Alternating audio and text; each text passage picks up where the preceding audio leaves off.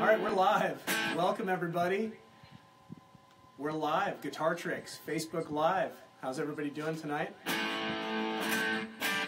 Wherever you are in the world, I welcome you. So over the next half hour, or maybe a little bit longer, we'll see how it goes. We're going to talk a little bit about some of the techniques and approaches that I believe are pretty important when you're talking about being as expressive as you can with your guitar playing, all right? So no matter what genre you're in, these are the kind of things you can think about to spice up your playing a little bit and make it a little more perhaps emotional, or make it touch people a little closer, just with a few little things that you can focus on with your guitar.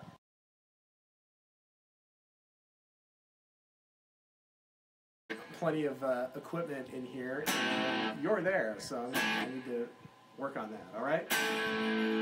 Okay, so I'm also willing to field some questions as well, so if you got any comments, questions, make it as interactive as possible. Feel free to just chime on in. So welcome, everybody.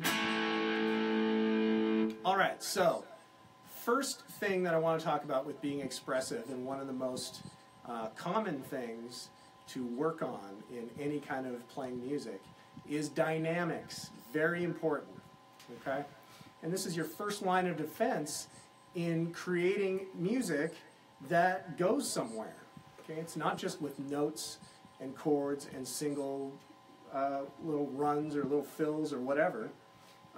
It's also the dynamic. It's how you approach playing the instrument, okay? So first and foremost, a dynamic thing that you could think about is how hard you pick.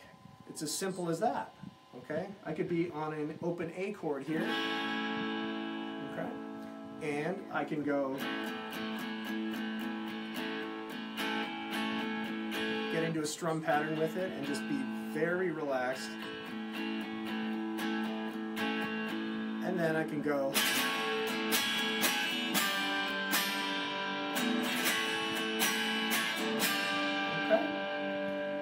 so what you've done there is you've created this little dynamic arc where you've come in at a low dynamic and drawn people in, and then boom, you hit them with something a little bit higher like that.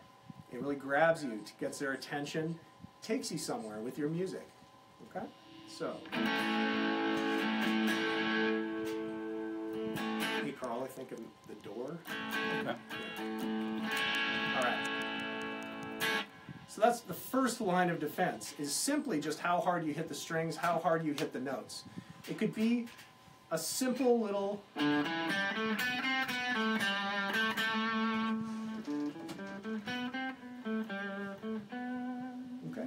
You can get really intimate and really bring the dynamic down a little bit, even working your volume knob a little bit to clean up the sound if you've got a little crunch sound like what I've got going on.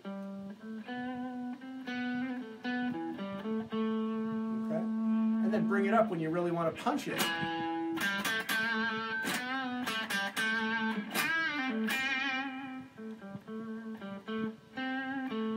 All right? So just something as simple as that, just volume, okay? Just how hard you pick, attack the notes, attack the strings, or attack your strums can be very expressive in your playing.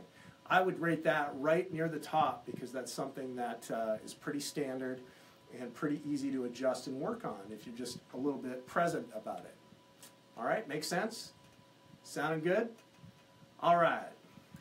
Now, since we're talking about the top techniques and approaches for expressive playing, there's a few technique things on the guitar that are very effective for this kind of thing. And the first and foremost things that come up when you talk about being expressive are vibrato and bending, okay? I think if you've messed around with the guitar a little bit, or if you've paid attention to all your favorite guitar players, there's a lot of this thing going on. And you could spend a lot of time, these are very personal things, working on these concepts, but they're very expressive, okay? For example, bending. Okay? Can be very expressive. It's a glidey sound. You're going from one note to the next. Okay? And just the speed at which you do that is very expressive. And you can do a little aggressive one like that. That kind of thing. Or just really... Okay. So there are a number of different types of bends. The most common are the full step bend, when you're going from one note, a full step up to another note. On the guitar, that translates into 2 frets up, so you could always check the tuning of your bending. I want to get that E note, right? You want to check. Okay? Get it as close as you can, get those in tune. That's really important. All right, vibrato. Here's another thing. I'm going to give you a few tips on vibrato. Ends up being a very personal thing for players. Can be a very individual type of expression. Okay, but there is sort of a general approach to making this happen. What you're doing is you're grabbing a note and you're shaking it, or you're bending it up and down a little bit. Okay, when you boil it down slowly, okay, you're grabbing that note and just doing these little bends up and down, and it results in a pitch that kind of wavers a little bit, like a singer. Okay, so you're making a very expressive type of thing with your playing. So a few tips to make this happen. If you don't already have any kind of vibrato technique, is that you want to choose a finger that you want to grab a note with, and if you have fingers below it, these are the fingers that are going to come in behind on the same string and help you to really grab that string and bend it up and down. Okay, it gives you a little bit of strength and support. You can do that, for example, with the middle finger. Just have your index finger behind there, helping out. Same thing with the ring. All of those fingers behind there. Same with the pinky. Okay? Okay. Now, how fast that you waver this back and forth is also a form of expression. You can do it really fast as you can. Right? Or very slow and deliberate like this. Or you could even do it in time with the music. Kind of thing. Okay? So these are all little elements that you can play with variations on to really be different forms of expression. Okay? The bending or the vibrato technique's a little different with the index finger because you don't have any support back there with any other fingers. So you're kind of on your own with that one. It's really about getting this forearm going back and forth. Okay, just little movements with the forearm back there. Okay. There's a number of different ways that you can approach doing this, but you need to find the one that feels the most natural to you and kind of really work on it and develop it. Okay? So there's general things I can tell you to pay attention with while you're working on this stuff, but really it comes down to you and figuring out a way to make it sound good and make it feel natural. Okay? So, bending, vibrato, 2 other great ways to be expressive. All right? How we doing? We hanging with me?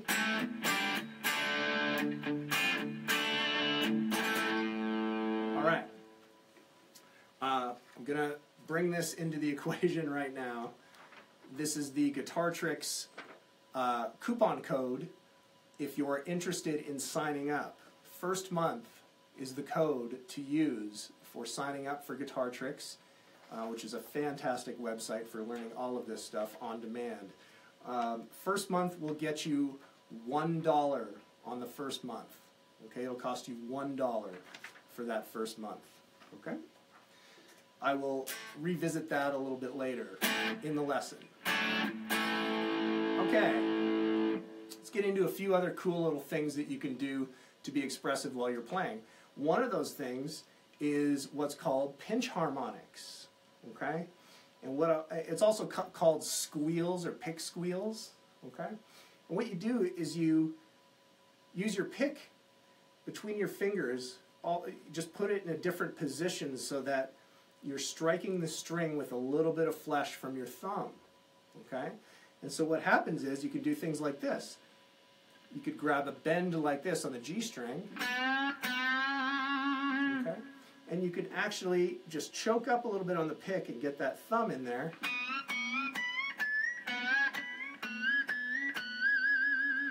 Okay? That's known as a squeal or a pick harmonic. You're hearing a note that's much higher than the actual note that you're fretting. And it's because you're sort of creating a harmonic on the string, depending on where you are, because your flesh is like sort of striking the string at the same time as you're picking it, okay? So you can experiment with this technique, and again, this takes a little bit of experiment for you, individual type of thing, to figure out how to get that thumb positioned on the tip of the pick so that you can get that flesh on that string like that. Okay? You'll also notice that depending on where you do it over the pickups makes different pitches. Okay? So really fun thing to mess around with, and an expressive example of this is when you're, maybe playing a melody or some licks. Okay? Just do something like that. Like you do normal picking on other notes and then just choose one and get a little pick harmonic on it. Makes it really expressive. It's like kind of unexpected and it really leaps out. Okay? So another cool idea to employ that kind of technique. All right? How we doing? Good? We've got a good list here of the good ways to be expressive. I got a few more for you. And we can take some questions if you got anything specific about what we've talked about, any general questions about anything else guitar. We could try and get to those. But we appreciate you coming out. We got lots of viewers tonight, so thanks for dropping by. All right, so another technique that's very expressive is what's known as the Hammerons and Pulloffs. Okay? Now, I'm going to do an example of a hammer-on and pull-off by going back and forth between two notes. Okay, so if I'm here playing an E note and going to a G note, 5th and 8th fret on the B string, okay, picking is definitely an expressive thing. When you're picking aggressively, like we talked about with dynamics, has a little bit of punch to it and lots of attack, and that might be what you're going for to be expressive. But another way to do this is just to pick once. And what you're doing is you're hammering on. You pick the low note, and then just place your pinky on the 8th fret while it's sounding out. That note changes and still sounds out, okay? But you haven't picked it. So it doesn't quite have that attack, like as if you picked it. You can hear that click at the top of it, that attack. But you're using your finger strength to just hammer on, and then to pull off, you simply pull off the fret, but you're kind of plucking the string a little bit. Okay? So you're sort of re-plucking the string with your finger, and you can do all sorts of things.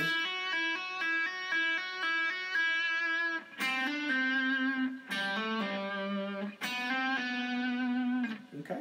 So things like that, again, very expressive when you're picking a bunch of notes.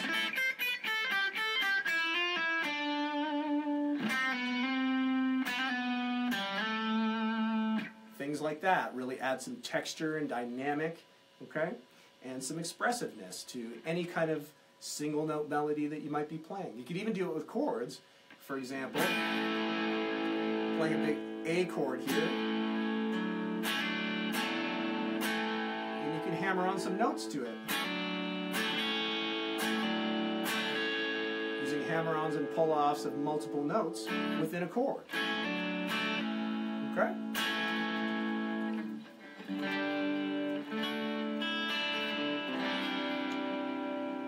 All right, so what did we talk about? We talked about some dynamics, definitely varying up the volume in your picking, okay? We talked about some vibrato and bending, and we talked about some pinch harmonics, hammer-ons and pull-offs.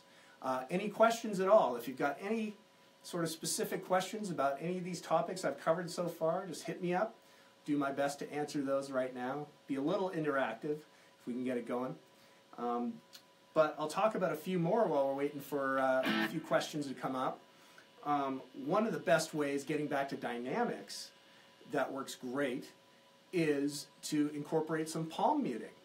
And palm muting, very popular with the metal guys, but it doesn't necessarily need to be just exclusively those guys using the palm muting. Okay, we can do it on clean type of guitar chording.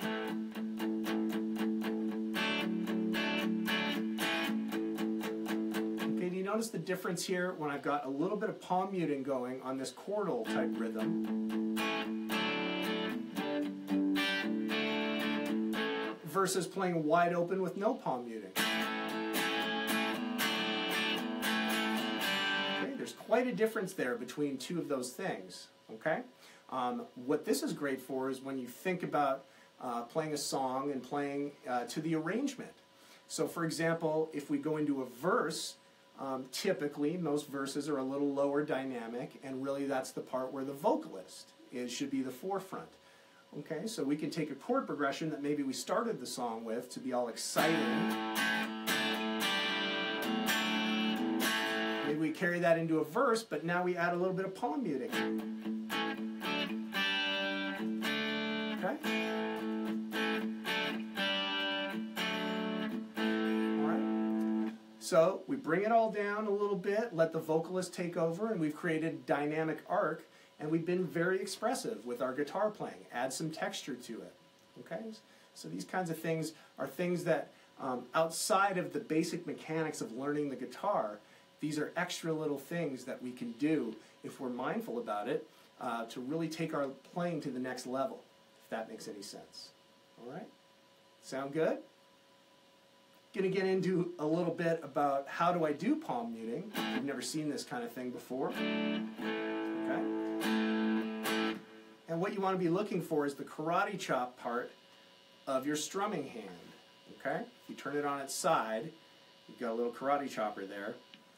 And you want to put that karate chopper right near, here's the bridge in your guitar, and this works on acoustic guitar as well. I'm playing an electric. But you want to just rest it on the strings a little bit. And you can see, if you don't have it on, okay, if I'm just strumming this little low E power chord, sounds a little bit open. And as soon as I put my karate chopper down there, just mutes it, brings that dynamic, makes it sound a little tighter, gives it a little bit of a different sound, and there you go, you've done something expressive. Different from this. Okay? And like I said, you can use it with power chords, works great. And then just doing like maybe a little accents, you know, you're picking, you've got some. Choose a few to like hit a little harder and then lift off the palm muting, maybe just one pick at a time here and there, creates another kind of texture and makes you a little more expressive in that way. Okay? So all these little things really add up into you adding a lot of dimension to your playing.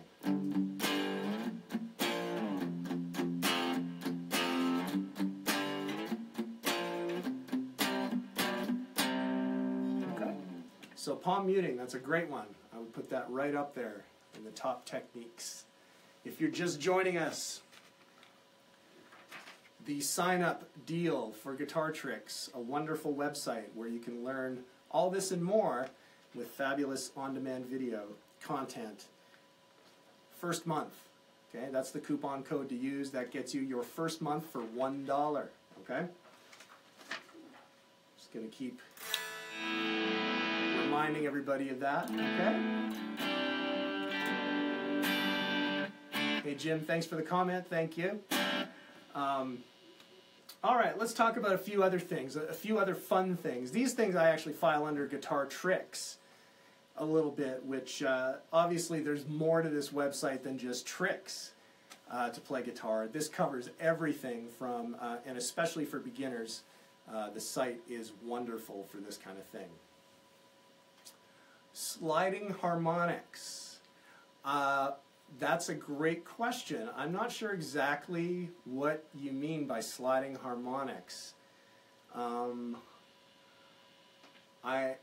not sure what, I don't think I've ever heard it put in those terms, okay?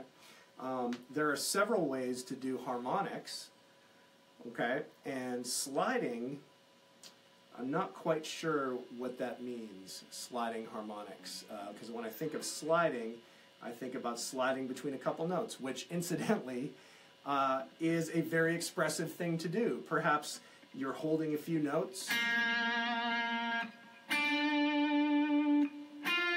Maybe you're doing something like that. If you add in a little bit of sliding between those two notes,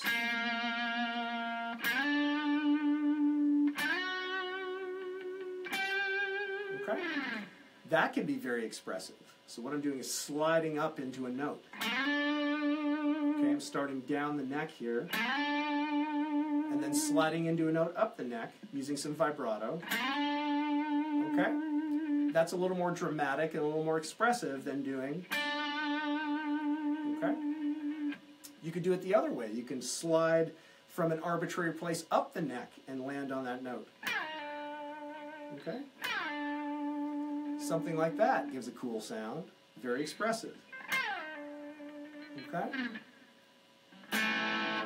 Now, as far as harmonics go, there are a couple ways to make harmonics happen. One of them I already talked about with the pick harmonic.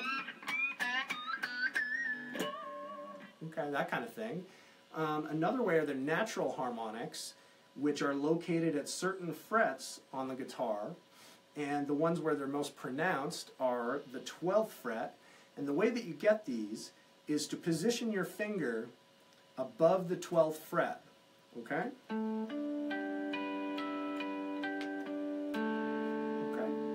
And when you're on top of the fret like that, you want to pick it and just lightly touching the fret with your finger, or touching the string with your finger, I'm sorry, and then lift off as soon as you pick. Okay? All right. So the 12th fret is one, the 7th fret, and the 5th fret.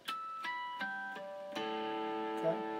And then just to end off this little discussion about harmonics, you can also do what's known as tap harmonics, which is if you hold a note down the fretboard, for example this D note, 7th fret, I can go 12 frets up, that takes me to the 19th fret, and if that note's ringing, I can tap from my picking hand above the 19th fret wire and just tap it and make it do that harmonic. Takes a little practice, but you can hear the difference, right? Here's the picked note, and then here's the tapped harmonic. Okay? So again, cool things. You do that with like a chord shape. Okay? So that's a nice little expressive thing. Matt's got a question on sweep picking. This is reserved for the shred guys a little bit. My tip for sweep picking, if anyone's interested in this kind of thing, and I'm going to go on record as saying I'm no sweep picking expert by any means. Okay? Not very clean in the least. My tip for sweep picking is to really work on it slowly. Okay?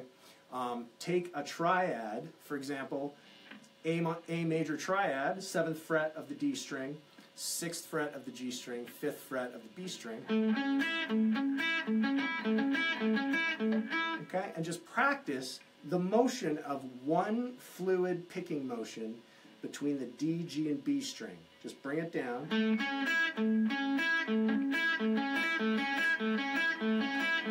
Okay, and this is going very slow. I mean, we get this up to speed, it sounds really smooth and fluid. But if you put in the time really slowly and work on the coordination needed, because what needs to happen with your picking fingers, or your fretting fingers, excuse me, is that you need to roll off. You have to sound of the note, and then when the next one's coming, you pull that one off, and then put down on the next note, and then it's the same thing on the next note.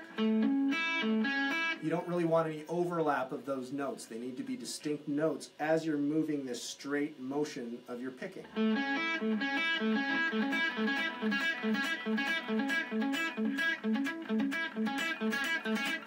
Okay?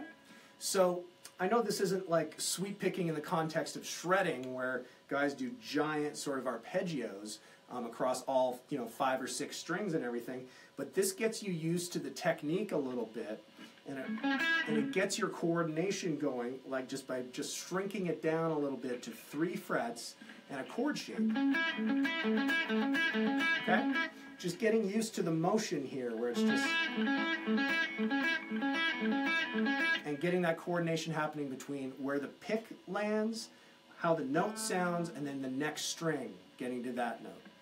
Matt, good question. Hopefully that helps a little bit, and good question for that one. All right?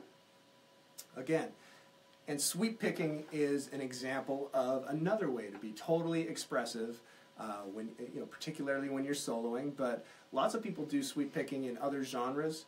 There's country guys that can do it, and very expressive if they have a command of that technique. All right? Okay, so I was going to talk a little bit about some tricks, okay? And a really cool trick to be expressive is what I call the finger slide.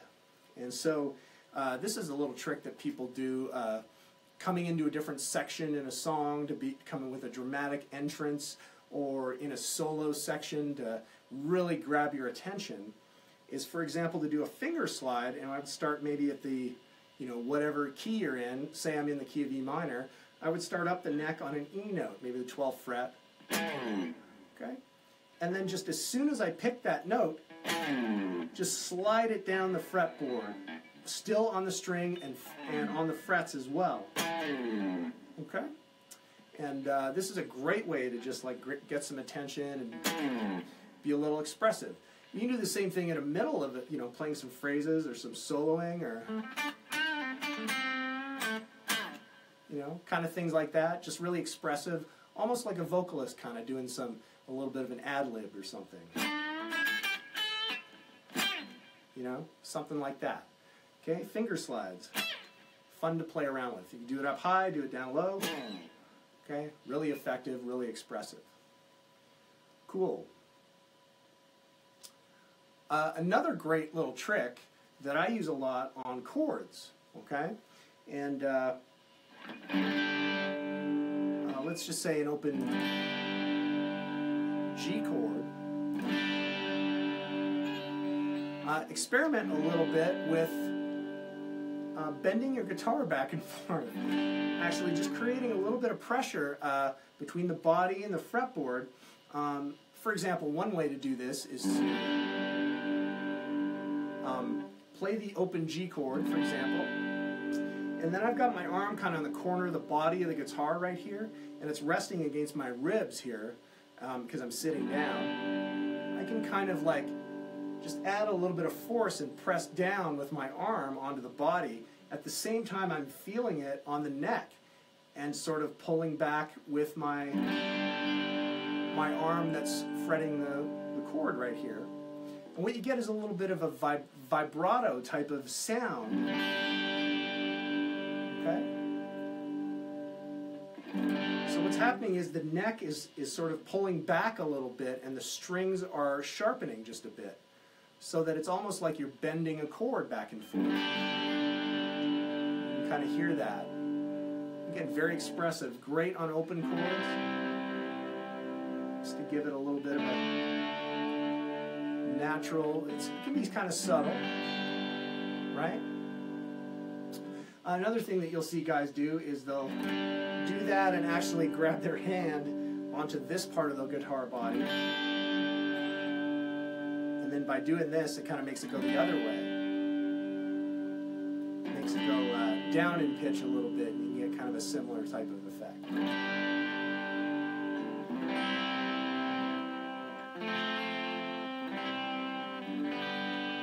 Cool? Expressive? All right, great stuff, guys. How we doing? Any other questions I can help out with?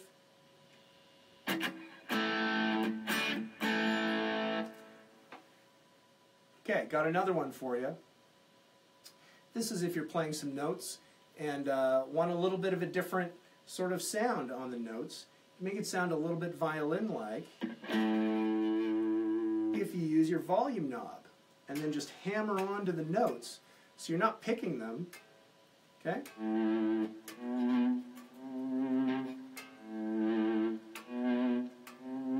Use a little bit of vibrato, and it sounds great if you've got some pedals, and, you know, a little effect, delay or something.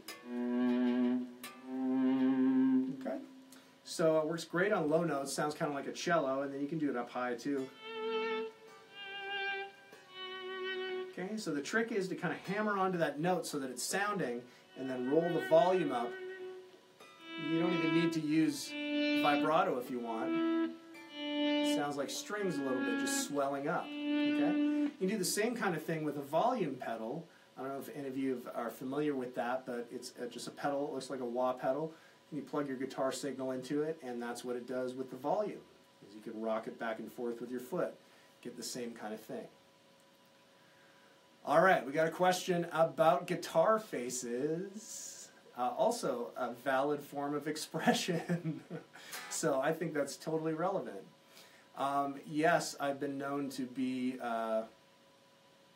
in the heat of it, you know, trying your best, rocking out on stage or whatever. You know, if you're really going for it, sometimes you just can't control it, okay? So I think guitar faces are a completely valid form of expression, and hopefully you don't look too goofy doing it. Some people can get away with it and look great, and I feel like other people might look a little funny. But you know what? If they're putting their heart and soul into playing and you know, touching you a little bit emotionally, or maybe just, you know, you're being entertained, then more power to it, I say. All right? Derek, thank you. Awesome. Cool. Any other questions or anything like that? Feel free to send it up. Okay? I'm gonna do another trick now. This trick is, you know, kind of the hard rock guys use this one a little bit, but this is what's known as the pick slide. Okay? And what you do is you turn your pick onto its edge. And if you've got a crunchy sound, that helps a lot. You can get a cool kind of sound going, you know, sliding down the strings like this. Okay? So, again, it's sort of along the same lines as the finger slides. Right? Okay? Just an attention grabber, and definitely, you know, unique sounding and very expressive. Derek, great question. Let's talk about octaves for a little bit. Octaves are a great way to thicken up a melody. This is often a way that they're used in music. And what an octave is, for example, if I play a G note, okay? The same note, an octave higher, can be found 2 strings up and 2 frets up. So I've got the 3rd fret of the low string. If I go 2 strings up to the D string or the 4th string and go up 2 frets from there to the 5th fret, there's a higher octave of a G note. Okay, they're both the same note. Okay? Okay? But played an octave higher. So what a lot of people do is they'll play that octave shape to play a melody. Like, for example, if my melody was something like this. Okay, so I'm playing up higher on a G note. The octave shape for this is a little different because I'm on the 4th string with the root.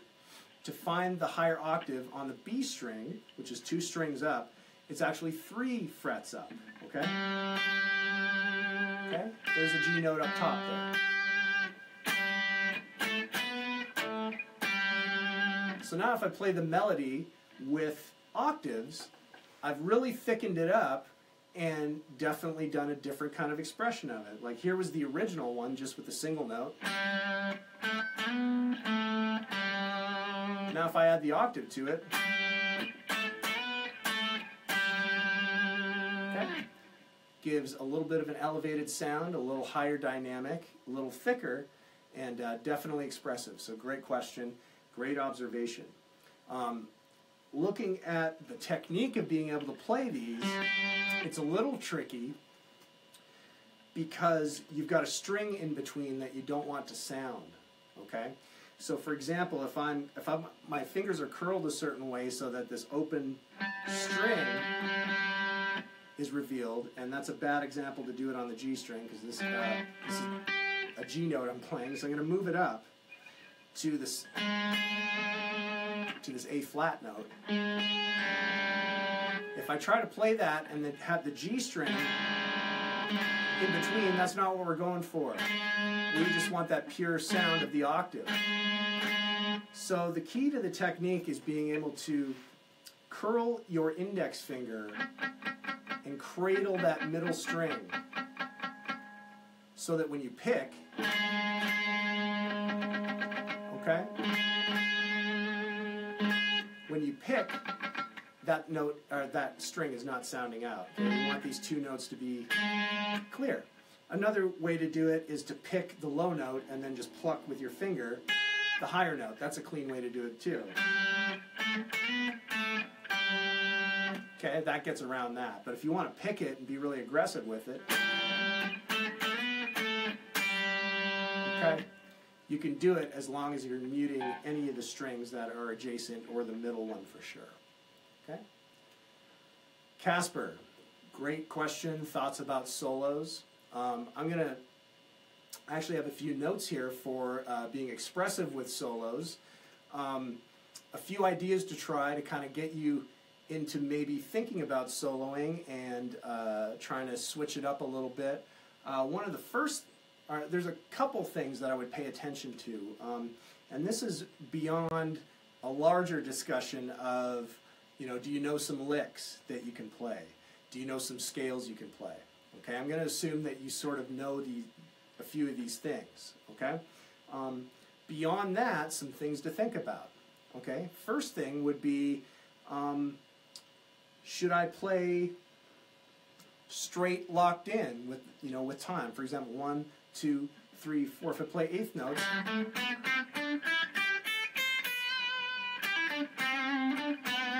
okay? So what you can do is just kind of varying up your phrases is a way to be expressive, okay? Instead of getting locked into just having one picking pattern, like, you know, kind of like that, that's really kind of rigid and on the beat, perhaps think about halfway through,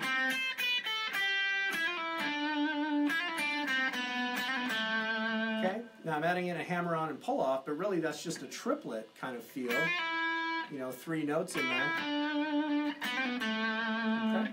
So maybe some different timings on some notes, playing some phrases that have different timings to that. That really gets expressive. So that's one thing to think about to really expand beyond. Another thing to think about are taking that even further is how fast you're playing and how slow you're playing and mixing it up. Okay, when you mix that kind of stuff up, it's more effective. If somebody's playing really fast, a shredder for an entire solo, you get the idea pretty quick. But if he, for example, starts out slow with some long held notes, right? Or playing like you know, it could be the same sort of melody, like,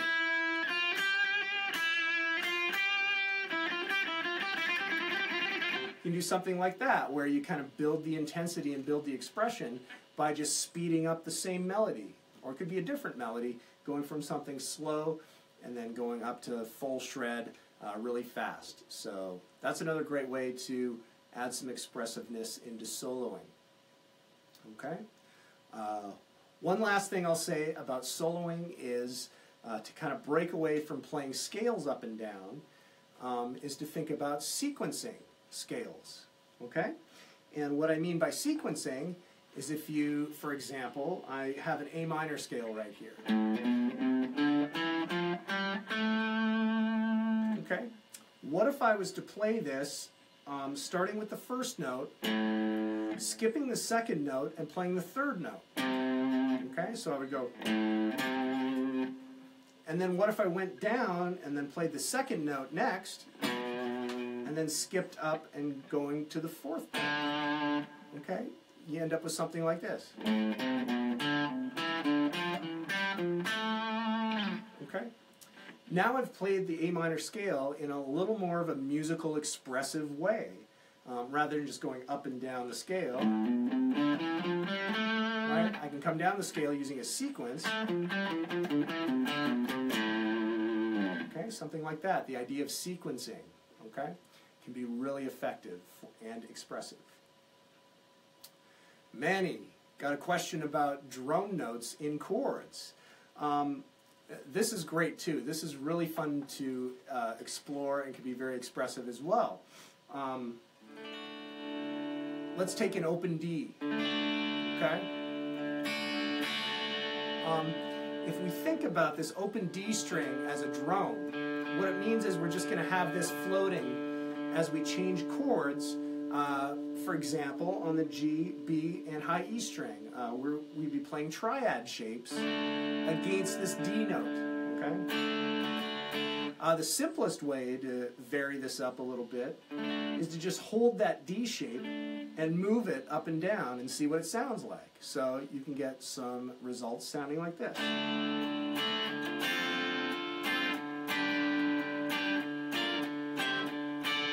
Okay?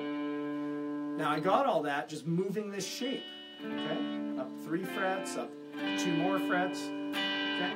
And you can mess around with, you know, some of them don't sound good. If I come up 1 fret, very tense sounding. But then if I come up 2 frets, a little floatier sounding, right? So, okay. The other thing I could do is change the triad shape on the top 3 strings, okay?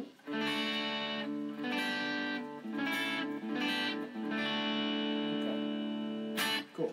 So I've got the D shape I start out with. I'm going to keep this D as a drone, but then maybe do a G triad right here. Here's the upper part of the G bar chord, but I'm just taking the first top 3 strings of it against the D, move it up 2 frets, and then back to D, okay? So just a few ideas. Great questions, everybody. We thank everybody for tuning in. This has been a blast. We got through a lot of stuff here. So my suggestion just before we sign off here is, you know, don't try and do too many of these concepts if you were writing stuff down or any of that kind of thing. Don't try to learn all this stuff all at once if it's new material for you. Pick one and work on it for a couple days, maybe even a week, okay? Just explore it and drill it, get it under your fingers, get it into your mind, get some application of it, and really give it time to really settle in and be part of your toolkit for playing guitar. And then move on to the next one. Okay, if we do too much too fast, we're really in danger of it not really internalizing, and it might be gone a week from now. All right, so that's my tip. Thanks for tuning in. Remember, sign-up code for Guitar Tricks, all this and more, first month. Okay, if you sign up, you get the first month for $1. Which is an amazing deal. And I think that'll do it for tonight. Thanks so much, everybody. This has been a blast. We'll play it out. And take care, everyone. Happy guitar.